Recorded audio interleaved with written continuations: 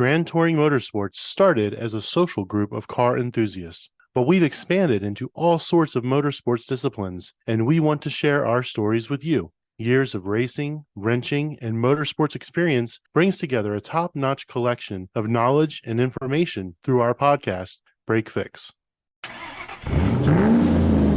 Next podcast has to just be stories from Matt, by the way. 100%. Is the title of next week's podcast, Y'all Be Yippin?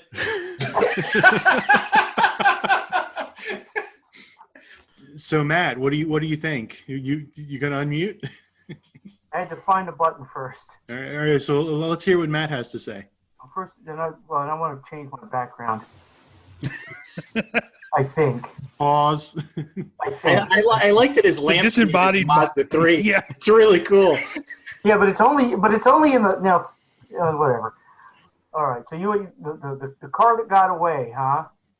Yeah. You've had several cars since I've known you, and that's only been a short time, 5 or 6 years. People used to give me cars. I've had a variety of cars that were the blue GTI that Eric ultimately ended up with. Somebody gave me, and according to the Volkswagen nerds, it was the rarest color ever. And the only thing that made it different from every other GTI 16 valve was it was blue, which apparently is a big thing. But cars that got away. I guess when I was in college, I had a good friend who his father was a mechanic, owned a repair shop in the town of Starr, North Carolina, and they lived in the town of, I kid you not, Ether, North Carolina. Because it was such an exciting town. It had 2 stop signs, and the biggest thing that happened to them that year was that the mill up the street got a Coke machine, so they could go get a Coke without having to go into town. But Mr. Jenkins worked on a lot of interesting stuff. First time I had ever seen a Lotus 7 or replica, and he had a Westfield. What else did he have that was interesting? He kept a 1956 Packard Caribbean convertible for the local millionaire. But he had a car that he offered to me, and I should have bought it because I would have paid the same for that as I ended up paying for the 86 GTI 8 valve that I bought that I kept for many, many years. In fact, Eric probably remembers that car very vividly. Car I learned to drive on. He tried to kill me in more than once. But the car that I was offered was interesting. It was a Ford Mustang. It was black, and it had gold dust stripes on it. It had this really big, ugly tachometer on the dashboard of all things, and it had snakes all over it. And, I think I know where this is going. The VIN started CS.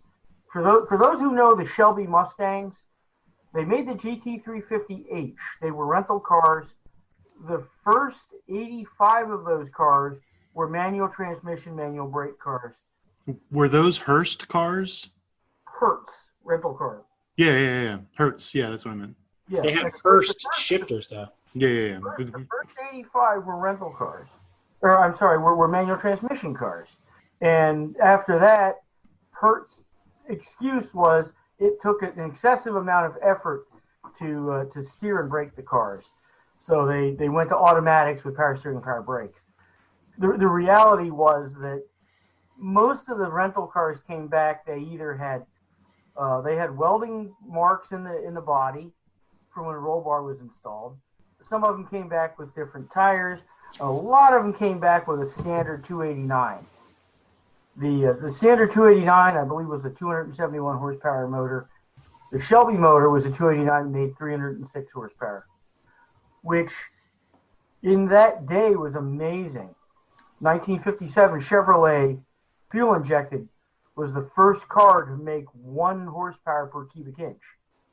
Today, what's your 2-liter turbo putting out in a Volkswagen is what, about 200 horse, I guess? 450 in an R. Yeah, that's true. It's a lot. Okay. Yeah, think about that in cubic inches because that's 2 liters, and I can't remember what that correlates into inches. How many hair dryers is that? Yeah, lots and lots of hair dryers. But in any case, The Mustang that I was offered was it was not a numbers matching car, but it was a 4-speed. At $13,000, because it wasn't worth anything at that time, it would have been a hell of a car, but I guarantee you, none of you would know me now because I'd have been dead about 20 minutes later. I remember one morning, I used to spend the weekends there because it was a nice way to get away from school. I remember one morning, Mr. Jenkins looks at me and he says, he was about 6'8", and if he said 3 words a day, that was a lot. And he says, "You ridden in Mustang?" "No, sir." "Well, you should." No kidding. Come on, let's go for a ride. He backs it out of the driveway, and they were Chevrolet people. That's a big thing in the South. Mountain Man Dan's smiling now. Oh yeah. Well, he says it makes all them horrible Ford noises. Got them damn metal bushings. And he says, "Well, I'll take it easy. We'll go into town." And he takes it easy, and there was a bypass from Star to Ethan. Don't ask me why. There was nothing else out there. It's not like they were bypassing the big city. He got it out on the main drag. Damn if that thing wouldn't catch all 4 gears. And it's crude. If any of you have ever ridden in a 65 Mustang, 66 Mustang, there's not a whole lot of luxury in that car. It's a piece of history. There was a kid that I knew from high school, was real proud of himself, and he had a Shelby Mustang or GT350H, and I had to laugh because his was an automatic. The Cross Cabrio is no Geo Metro convertible. See, that's what I was holding that gem for Matt because I know he regrets. Geo Metro convertible. Come on. He regrets not buying one of those yet. Come on now, Matt. That is true. What someone to give me. If I did, I'd have bought one by now. Well, what's really funny? What's really, really funny? We tried actually really hard. Me and a bunch of your friends, Matt, for your 50th birthday, we tried to find a fuchsia Geo Metro convertible manual. We were gonna buy it. We had a whopping budget of $52 to spend. That's about all they're worth. And believe me, we couldn't find one. That was the worst part. It was like there was a point there where they were everywhere. You're like, Geo Metro convertible, yellow, white, whatever. Yeah. And the closest thing came was some clapped out stoner, electric blue car in Denver. And I'm like, I am not going that far, but we will find that fuchsia Geo for you. You know what happened? They all bought the Chrysler PT Cruiser convertible. Mm-hmm. The standard purchase requirement for any Geo Metro convertible is you had to weigh at least as much as the car. And as they got older and heavier, they needed to get bigger cars, and that's why they bought the PT Cruiser convertible. Who was it? Somebody showed up at a Lemons race with a Geo Metro convertible that had come right out of somebody's garage. They put the roll cage in it, and that was it. I mean, you open up the hood, and it still had the stock air cleaner, and it was completely stock, and it won its class. That's a numbers matching car right there. Oh, well, it was because it was. Well, you heard me say it before. I don't like Frankenstein cars because I've built enough, and that was a prime example. That thing was untouched for good reason, but it was untouched. I have to say, you say they went from the Metro to the PT convertible. I think there was a transition period where a lot of them got the Chrysler Sebring convertibles. Well, yeah. I rented one of those in Detroit, and I autocrossed it, and it was phenomenal. Wait, hold on. You autocrossed a Chrysler Sebring? Was it John Voight's? Yeah, I rented it. Well, I flew in and out of Cleveland because it was cheaper, and I had amassed enough points. And I said, the first they tried to give me a Grand Prix with like 40,000 miles, which in rental car miles, as those of you who travel know, that's like 200,000 miles in dog years. And so I went back and no way. So we can give you a convertible. Well, it's like late April, or it was March, I think, in Detroit. Sure. give me the freaking convertible. And so I ended up driving it. I went to Erie for the weekend because I have a family friend I grew up with, and they had an autocross there. The car was amazing. You would turn in, and it would literally lay down on the rocker panel.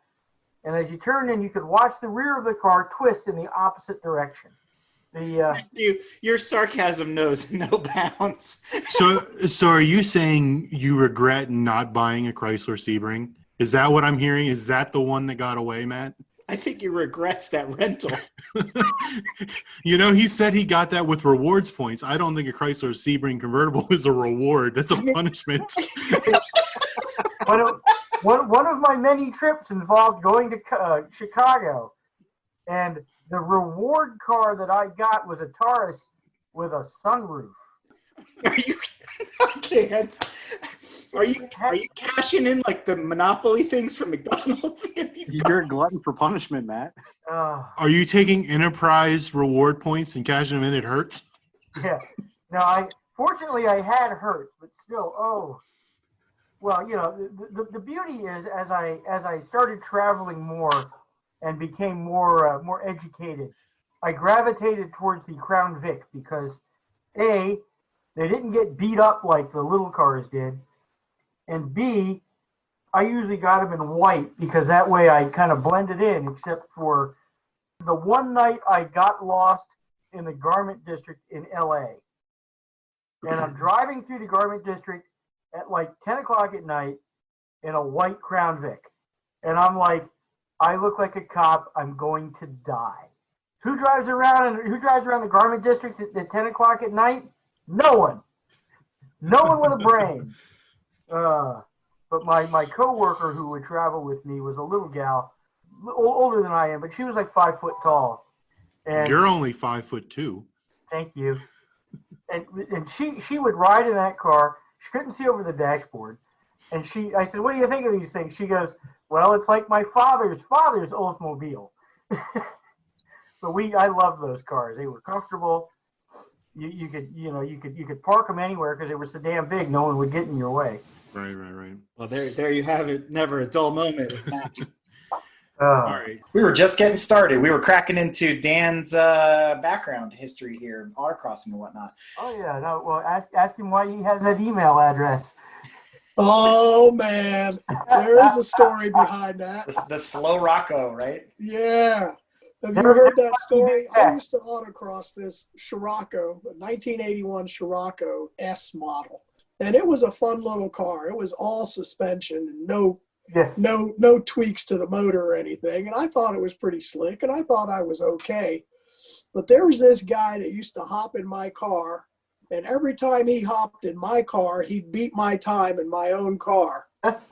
And so he started calling it the Slow Rocco. Nice. That person was Matthew Yip. Remember those days? Because we were thrilled if we got 30 cars or something, like 40 cars. Oh, especially at those Seska events and stuff. Yeah, absolutely. Any of those. Earlier, before we started the episode, I tried to think back of all the British cars that Matt has owned over the years, at least since I've known him. And, he always told me, I'm not really into British cars. And I think I tallied up somewhere in the neighborhood of 15 of them.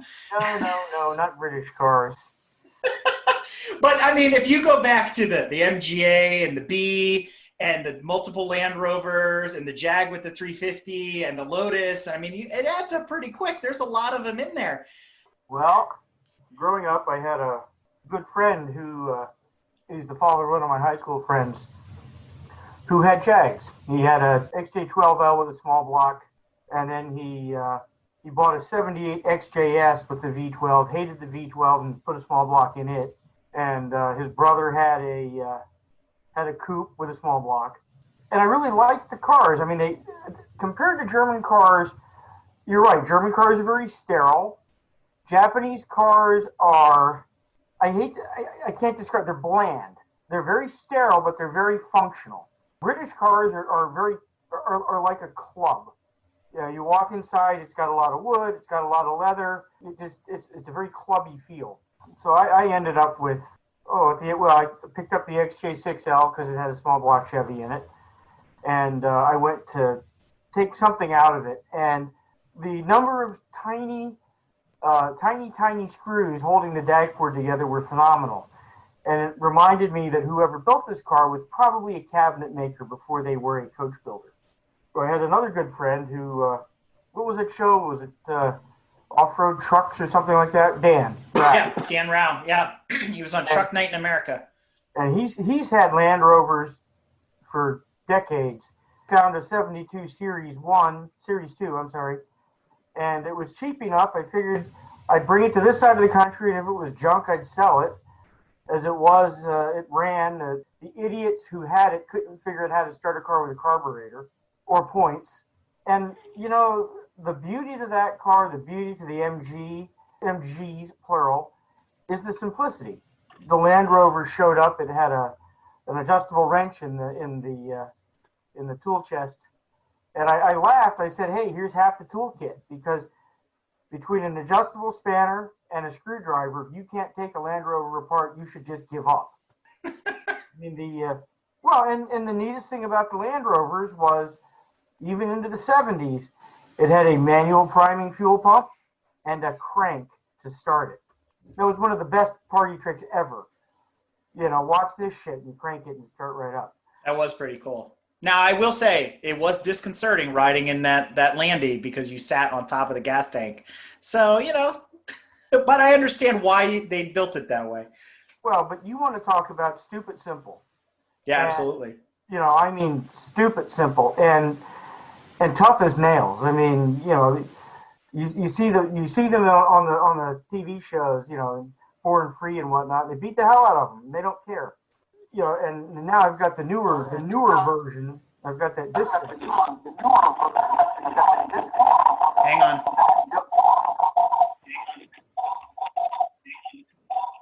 I muted John, but now we're still getting a reverb.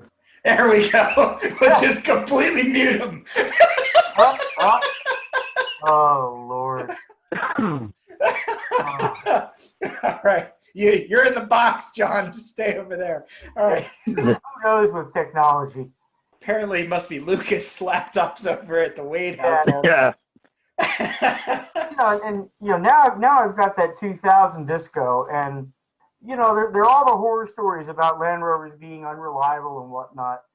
And I mean, Dan actually has it right now because he was kind enough to lend me a hand doing some things, and he had to leave his truck and trailer here.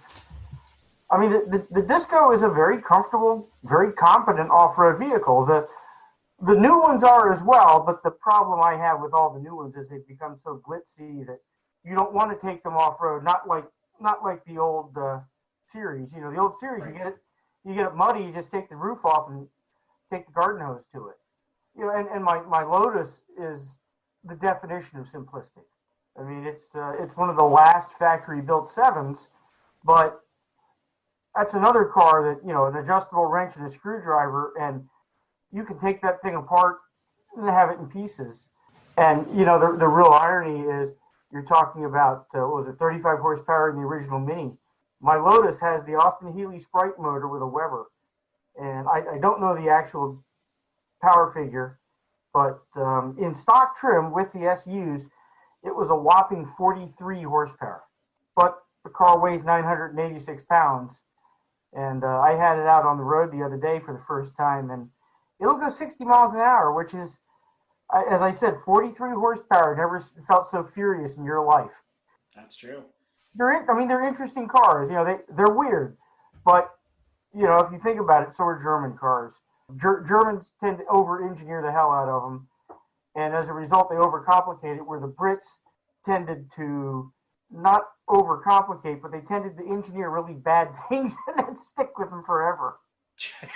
I just love the fact that the way Matt, I mean, the way to fix a British car and Matt's, you know, list of cars there is just put a small black Chevy in it, and then they're all good. Well, there is a website, jagsthatrun.com, and that is the solution. It's LS Swap the world, right? As has been already mentioned, putting a 350 in, it's the best solution to a lot of the problems with the old. And if I recall correctly, I think when I first met Matt, Eric, you were trying to talk me into buying the Jag off of him that already had the 350 in it, but I chose not to. My aunt and uncle came up this weekend to visit for the first time, she's in her 80s and he's in his 90s. Eric, you know the quirks. My aunt walked into my garage and went, "Oh my God, what is that on the floor?" I said, "Oil, huge patch." I said, "I have British cars." Yeah. Nice. Yeah. I think we told this joke before, Matt. But you know, if a British car isn't leaking, there's one reason and one reason only for it. It's empty. Love that. Oh well, Volkswagens are very similar. Believe me, I've had Volkswagens that do the same thing. You know, if it's not dripping, something's wrong. Well, Matt's the one that always told me never buy a Jag with low mileage because it means it never ran. I'm trying to find the picture. I had an original Mini for a very short period of time. A buddy of mine had a new. Remember, he didn't have any British. He hasn't had that many British cars. No British cars. No, none at all. And a buddy of mine has an original, or has a modern Mini, and we were at an autocross. The Mercedes-Benz Club at the time used the 3-foot tall cones, and in a real Mini, they look like a forest. But I don't think people who own new Minis realize how small a Mini really is. I think the only car smaller than a Mini is the Fiat 500. Well, and as I always used to say, if you cut the roof off of a new Mini and took the guts out, you put the new Mini inside, put the roof back on, never know it was there. Oh yeah, put the old Mini inside. Yeah, absolutely. The coolest thing about having a right-hand drive car, though, is that you can really screw with people around here. A friend of mine used to put his son in the left seat of his car with one of those kiddie steering wheel things. Nice. And he said it was nothing like the look he got when he'd pass people, and his son, who was 2 or 3, would go, "Hi!" and wave. Nice. As they went driving by. But I want to talk about BMWs for a second. Matt, I mean, for me to you, I really like Das Boot, and you had that 740i BMW. That was such a fantastic riding car. Granted, I didn't have to live with any of the misery you did with its maintenance and stuff like that. But man, talk about a ride. What maintenance? I joined the BMW club about the same time I met you. Not on purpose. A fellow named Virgil Acosta, who used to autocross quite a bit, signed me up for a track day with BMW Club, and he said, "Oh, here's your application for the event. Don't forget to send them $50 to join the club." And he threw it in the mailbox right in front of me, son of a bitch. And to be wholly honest with you, at that time BMW made some really neat cars. The 320i unfortunately was really popular then, and it was no 2002. It was squishy and soft, and every yuppie in America drove one. You know that they, hello, I'm a stockbroker and I'm very wealthy and I have a BMW. But they had the base model BMW. You never saw the 530s or the 520, the old 528s. The ones who drove those were the same people who drove 450 SEL Mercedes, the people who knew what they were buying. But I got it in my head that my 16-valve Volkswagens were starting to get a little long in the tooth. The GTI that I drove every day had a Flowmaster on it. I stopped listening to the radio because you couldn't hear it. And I actually had earplugs that I put in when I drove it on the street because it was so freaking loud. I think someone told me they heard me about 2 blocks from their house. They lived in the city. But I started looking at BMWs. I had friends who were BMW enthusiasts, and I had hunted for an E24 M6, which is, 86, 87, 88, and 89, I think. But they were really expensive, partly because they were a coupe. I much prefer coupes to sedans. And talking to a friend of mine, he said, he says the E24 is a nice car, but he says it's heavier and the rear suspension is more crude than the E28 M5. And the E28 M5 was also cheaper. So I started hunting around for those because at that time, sports cars were 2-door coupes and hatchbacks. Nobody drove a sedan. The challenge, hang on, stop that. Sorry. We like clawing things. We'll edit that out. It's all good. The challenge was just finding an E28. There weren't that many of them, and the ones that were purchased for a reason. In other words, you didn't buy you didn't spend I think it was like $13,000 premium to buy an E28 M5 over a 535 IS for no good reason. Plus, and this is why my esteem for BMW plummeted, was the E36 was the first car that they compromised on so heavily. The E36 was the M car that had a single throttle body. It was production line built, and they ultimately offered an automatic because the market whined that my wife won't let me buy one because it's a manual. The teach her how to drive a stick. I just, the beauty of the E28 M5 is, and at the time I had 16-valve Volkswagens as well, I owned two cars that were unavailable with an automatic transmission. God save the manual. Well, and to be wholly honest with you, that's probably the one car I regret selling is the E28 M5. Compared to today's BMWs, it's horrible. The seats are hard. The ride was stiff. The coolest thing about it was, and I read this, so it's not actually, I didn't come up with this, but as you drove it and you got on it really hard, you could almost hear an F1 race somewhere in the background. Individual throttle bodies. It didn't have a cold air intake like you're used to, but you could definitely tell when you opened up the throttle. I ended up with a company called UUC who made exhausts for it. The owner was originally partnered with Rogue Engineering. Oh, interesting. It's a name we know pretty well these days. Yeah, well, and Rob Levinson is the one that I knew. And all these guys in the BMW club revered Rob and thought he was the greatest thing since sliced bread. He was a really cool guy. But I just thought it was funny, that I made a point of telling people that the short shift kit in my car had been installed by Rob Levinson himself. And I had the exhaust system that he designed for those cars. I also visited him in I think it was New York or Connecticut. I was forced to drive his E28 M5 with a Dynon turbo. Forced to. Yeah. Terrible thing. Yeah. And I remember driving back to the hotel that I was staying in. We were at Lime Rock for a race, but since Lime Rock doesn't race on Sunday, we were out screwing around on Sunday. And I went to pass somebody with my M5, which 256 horsepower US in 1988 was pretty impressive. And I went to pass somebody, downshifted into third gear, put my foot down, went by him and went, God, my car sucks compared to that turbo. And it's interesting, as much as I've never owned a turbo car until now, except for the pickup, the other car that I regret not buying, and I should have, but I just, the same reason why I had trouble buying the BMW was I don't care much for the image. For years and years and years, BMW owners suffered the same image issues that Porsche owners do, except Porsche owners have succeeded in maintaining that.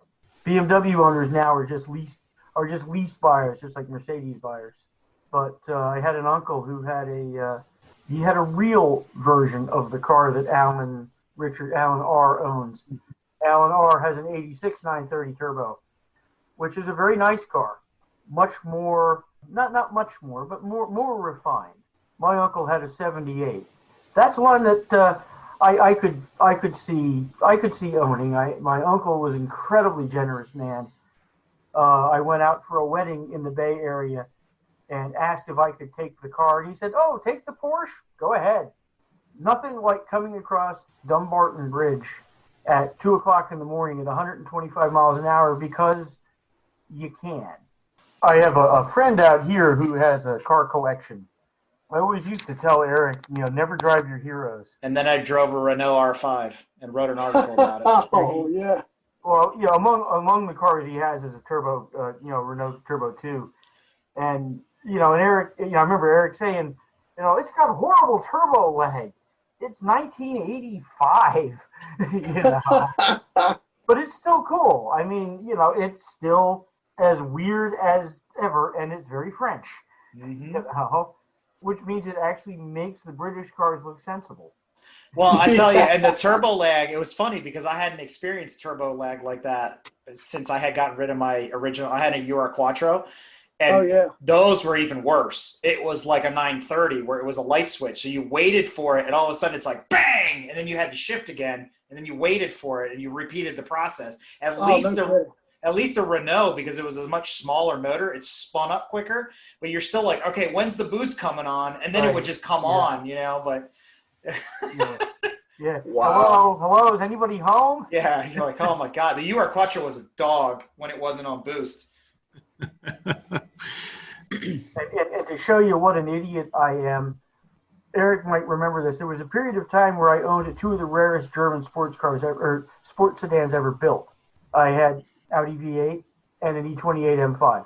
There you go. And I used to have people who would talk about, dude, my GTI's rare because they only made 20,000 in white. And I used to piss people off. I said, I'll tell you what, when you have total production under 1,200, call me. 100%. Mic drop. Well, what about you, Matt? What are you thinking for your garage, your dream garage? I will admit if I could afford to do it every day, I would drive that pickup truck of mine and not worry about a car. I built a Jetta wagon for my dad, and I liked the car. Yeah. You know, if I had a neat, it was a full boat GLX. I mean, you know, V6 automatic, climatronic, everything. And if I had a need for it after he passed away, I'd have kept it. You know, but I didn't need a car that got 18 miles a gallon, and it rode so nice and smooth it literally put me to sleep. I alternate between liking the dually and liking the single rear wheel. I drove the exact same truck I have now in a dually and ended up buying this one instead. And, you know, what year is this? 22 years later, the single rear wheel ain't bad. You know, it fits in parking spaces better. Although with a 20-foot long truck, as Dan knows, you don't really fit in parking spaces anyway. But I'd probably have something like that, you know, a full-size truck. I like the Ford. I looked at the Dodges when they were new, and the comment was, Chrysler offers the best engine wrapped in a Dodge truck. And, you know, Ford, with 241,000 original miles on mine, I ain't complaining. Guarantee you 120,000 of those miles are with a 10,000-pound trailer behind it. The key thing about yours is it's manual instead of the automatics they have behind them. Oh, and let me tell you, there's a reason for that. There's a reason why I bought that truck. In fact, I would tell the dealers as I was looking for those, I says, you know, I'm looking for an F-350. And, you know, you'd see that look, and I want the diesel. And of course, you'd get even more excited. And I looked at him. I says, oh yeah, and it's got to be a manual because I never learned how to drive an automatic. My mom says the exact same thing. Well, I'm amazed at the people. You know, you want to drag my truck? Yeah. Oh, it's got 3. You know, but that's one of them. You know, I as much as I like the 930 turbo, I've had a fascination with these cars since I was 10 years old. I want a real Cobra. My high school friend, his dad, you've heard me talk about him. My friend Bill, he sold it. He had a 52-foot wood boat. He had a Super Performance Cobra, which is the factory-approved fiberglass version of the original AC Cobra. And his, however, you know, being a 427, happened to have a 427 side-wheeler in it. You know, the motor that the block is worth like 20 grand. There's just something about those cars that my favorite phrase about those cars is they said more than one buyer did not make it to the first payment. They said you wouldn't give a first-time shooter a 44 Magnum just like you wouldn't put them in a 427 Cobra. Agreed. And I like that. I like a car you've got to respect. What I can't stand about any of the new cars is, and I remember watching one of the Top Gears. It was one of the BMWs. You could get it to drive, auto drive or something like that, and it's boring. You know, anybody can drive them fast because, You just put your foot down and turn the wheel, and it does the rest. I've ridden in. I have a neighbor out here who has. He just bought the new Supra, but he was proud to say he had purchased 3 brand new AMG products in 1 calendar year. Ooh. Well, he had the GTR, so give him some credit. But he had a GLA, or the GLA as I would refer to it, and to drive the. And he also had the what was it? The E63, I think, sedan. The cars they make really neat noises, and they make popping noises when the turbos. To go around a turn, you put your foot on the floor, and you yank the wheel, and the car does everything else for you. There's absolutely no talent involved. Anybody can drive those cars fast, and there's absolutely no appeal. So we've got your Ford, we've got your the biggest truck in the world and the smallest car in the world, your Cobra. What are you going to put in between? If I could find another one, and there were only 53 ever built, I really liked my Audi V8. It was an interesting car. Nobody knew what the hell it was. The automatic transmission sucked. It was a 4-speed. Well, it was a 4-speed that was geared for Europe. So just like a Mercedes, if you've ever driven a Mercedes, as you pull away, it starts off in second gear, and it's really soft. Now, when you're going about 100 miles an hour, you put your foot down, it moves. Unfortunately, until you get to about, 40, it's a slug. I hate to say I like the car. I mean, it was, Quattros are amazing cars to drive. The sophistication in the 90 to 93 Audi V8 Quattros is amazing. I would venture to say that it was more technically advanced in its day than anything else on the road. There certainly weren't a lot of all-wheel drive cars. This thing had switchable ABS, front and rear fog lights, which were unheard of in the U.S. And not to mention, when my parents were looking at their Coupe Quattro, the salesman, was showing off a black-on-black V8 Quattro, which was a very rare color combination because all of them were pearl white for the most part. It was one of the only cars at the time to have an integrated car phone, and that was a selling point. Yes. Well, the neat thing was it had a ski sack, and all 4 seats were heated. So, and of course, put that all in perspective. Eric and I have had these conversations before as well, which is, but that car sucks, right? But in 1988, the E28 M5 was amazing. Nothing had 4 doors, real leather. And it was a fancier leather than the stock seats. But the V8 was more practical. I made the mistake of driving the E28 M5 to work one day when it snowed. My boss's boss and I were in the car as I am idling out of the parking lot sideways, and he's laughing at me because he goes, "What the hell's with this thing?" Well, that's how a high horsepower car with independent suspension and summer tires happens to handle the weather. That Quattro. Now, the Quattro, as long as you put real tires on it, and I learned that from experience, was unstoppable. I drove it to work one day, and there was probably 2 inches of snow in the fast lane. All the big, giant SUVs were poking along in the clear slow lane at about 20 miles an hour. And I went by them at about 35, rooster tails of snow with my seat heater on and the radio on, and just cruising along as if it were dry. But yeah, I think those would be my 3. The new cars are great, and I like them very much, and they absolutely terrify me. Well, I just bought this Mazda, and I like it. I don't know what will happen if something were to fail.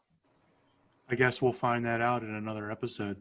Well, I'm working for a guy who does a lot of state inspections for used cars.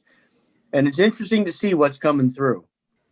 I mean, last week we had Moby the White Whale. It said Nissan GTR on it. Oh, God. What a fucking hideous car. And what a worthless car. Harry, that might be the perfect car for you, the Chevrolet Malibu Max. Oh, I forgot about that gigantic turd. That thing is ugly as sin. How about you go fuck yourself? But it's also light it on fire with a candle. Seriously, I'd rather an Aztec. Slides back. Right. I'll take 2 Aztecs. And you can have that thing. And a Via Cross. What the fuck was that thing called? The Via Cross? The Via Cross is awesome.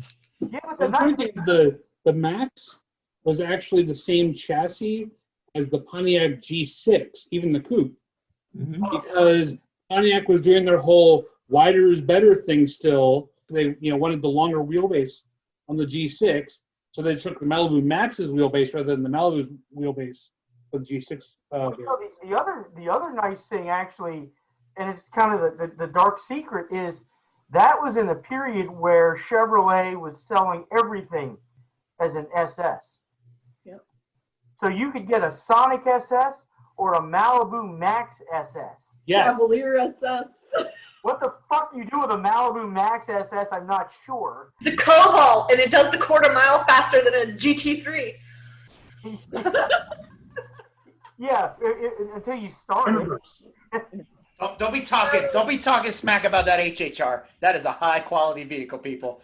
That chat went on so damn long, and that was horrible. Everything about the whole entire thread was horrible. Wait, that was the era of so much SS that they made the SSR. Yeah. But you want to talk about bad General Morons products? Cadillac Cimarron. Oh, dude, that. I mean, my daughter would design the look of that car. It's like what a kid would draw in terms of. Well, how do you take the shittiest, cheapest car GM makes and then make it worse? Let's add leather and wood. You guys are way too young for this, but you don't remember this beautiful car from my childhood, the Chevy Citation X11.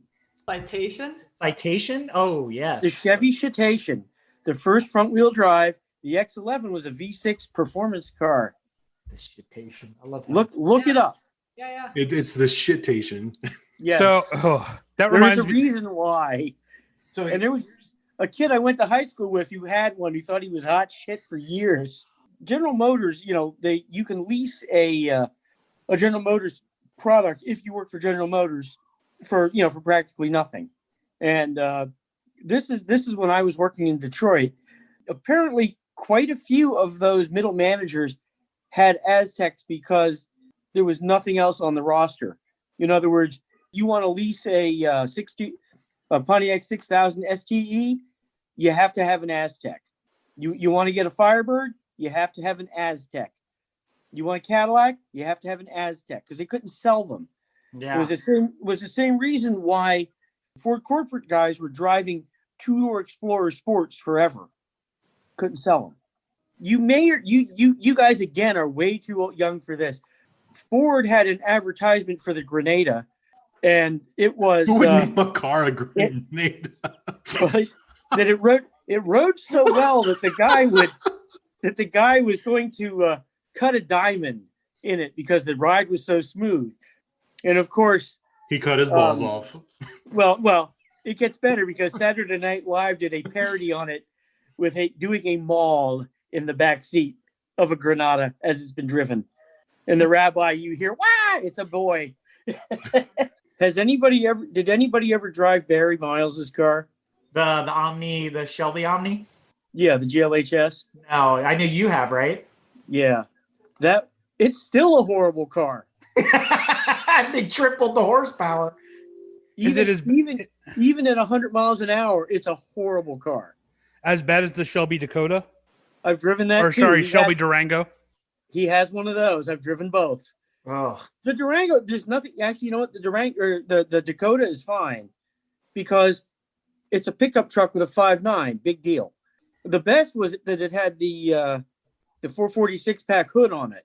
So as you go down the road at 60 miles an hour, you watch the hood going, trying to wait for it to open. They call that the shaker hood. The shaker hood. Yeah, it was shaking all right. But the thing with the Omni is, again, like a Rabbit. If you're not a fan of an original Rabbit, if you're not a fan of the Panda or any of those really boxy hatchbacks or the Renaults or whatever, it is. It's still in that category. I don't know that it's truly ugly. I mean, you guys are putting out some softballs. Okay. I'm looking. Oh, it's ugly. I don't know that it was ugly. It was just weird. But then, I mean, look, the all-time ugly but kicks ass car is still the BMW, the original BMW M Coupe, the clown shoe. The clown shoe. So again, it's like the 928. It's a very nice car as long as you don't look at it. My question is this: have you ever driven a manual transmission Chrysler of that genre? no, and I kind of secretly want to, and that's why, Matt. No, you don't, because I used to have to drive it fairly regularly because it was one of the two cars that I got to drive if I left my car at my friend's. Yeah. A Chrysler minivan 5-speed. What? Talk about rare. All right, so looking at that car, And shifting that car makes a VW Beetle transmission feel notchy. You know, look at the stuff that they're trying to shove down your throats today. You know, the I don't know, the we lost Brad. All the cars that look exactly the same today. Yeah. I mean, look at me. I have a new Kia that looks just like a Hyundai, which looks just like a Chevy, which looks just like a Ford. Okay, so look up the Suzuki X90. Hey, now, I want one of those. They're hot. No, it's not. Oh, that's awesome with the plow. The X90, the Drive X90 is the only thing I want aside from a Geo Metro convertible. Hey! Don't be messing with the X19. Yeah, you want to talk about fucking worthless. There's the Italian Fiero. It's not that it's ugly; it's that it was just a fucking dog. The only good thing about an X19 is you could be seen in it for a long time. I mean, you could floor it to pull away from the stoplight, and they'd still see you for 20 minutes. The best thing is look at any of these cars. Look at any of those 80s, 90s cars today, and you can't believe that people bought them. But that was what they had available. The wagons I liked were from the mid 70s. I had a Chevy Kingswood wagon, full size wagon. I paid $50 for it. Best car I ever bought for $50. The coolest thing about it was you put the key in the back and you turned it, and if you held it just a little bit, and the window went up into the roof. If you held it, turned it further, the tailgate went into sunk into the body. And it was awesome because you could load dead bodies, and you didn't have to load them over a tailgate or anything. Nice. Efficient. And it had the third row. For before the bodies were dead. We had 14 people in it one night. Damn. I mean, and it was, you couldn't hurt it. I hit a building in Georgetown and set off the burglar alarm. It's like that scene from Lost Bullet. Have you guys all Were those 14 people dead or alive? We're not sure. No, I think we've covered a lot. Pretty much everything we planned and then some. So that sounds good. Thank you. I'm gonna hit it. All right, Matt. If anybody's coming up this way tomorrow, give me a shout. Will do. All right, man. All right. Later. Bye. Thanks.